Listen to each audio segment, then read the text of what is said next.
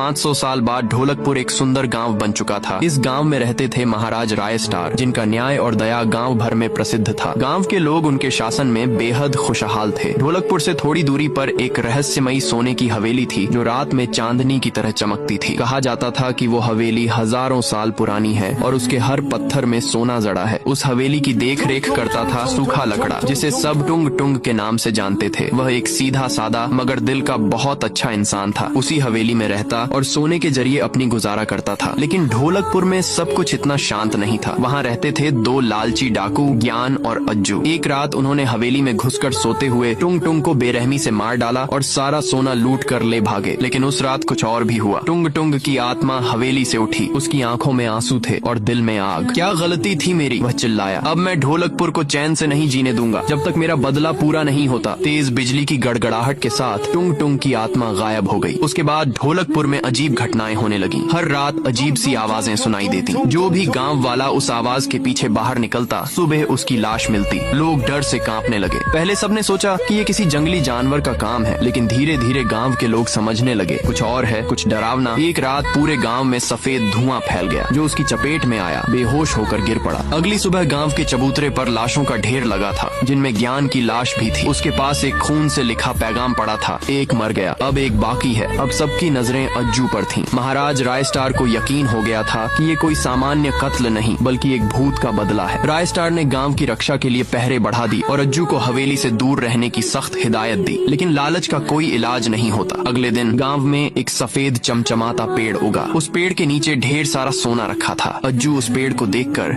लोभ में अंधा हो गया। उसने सोने को छूने की कोशिश की, लेकिन जैसे ही वह पास गया, पेड़ की जड़ें उसे पकड़कर अपनी आग में समा गईं। वो जलकर राख हो गया। पेड़ ने अपना असली रूप दिखाया। वो कोई पेड़ नहीं था, बल्कि टुंग टुंग साहोर था। उसने गूंजती आवाज में कहा, मेरा बदला पूरा हुआ, अब ढोलकपुर में फिर से शांति होगी। उसके बाद हवेली की जगह एक सुंदर बगीचा बन गया और गांव के लोग फिर से हंसी खुशी जीवन बिताने लगे। ढोलकपुर फिर से शांत हो गया। अगर आपको भी फ्री डायमंड चाहिए, बायो के लिंक से आप डाउनलोड कर लो।